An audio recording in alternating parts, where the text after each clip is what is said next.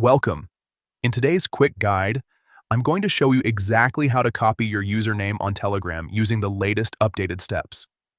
Whether you want to share your username with friends, add it to your social media, or just keep it handy, this process is super simple and only takes a few seconds. Let's get started. First, open the Telegram app on your phone. Make sure you're logged into the account where your username is set up. Once you're inside the app, look at the top left corner of your screen.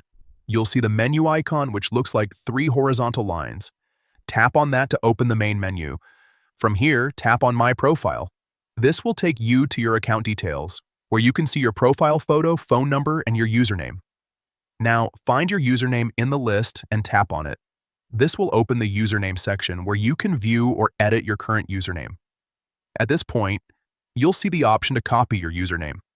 Simply tap on Copy Username, and that's it. Your Telegram username is now copied to your clipboard. You can now paste it anywhere you want, whether it's in a message, a bio, or even in a different app. This makes it really easy to share your contact without giving out your phone number. If you don't see a username there, it means you haven't set one yet. In that case, you can create a unique username first and then follow the same steps to copy it.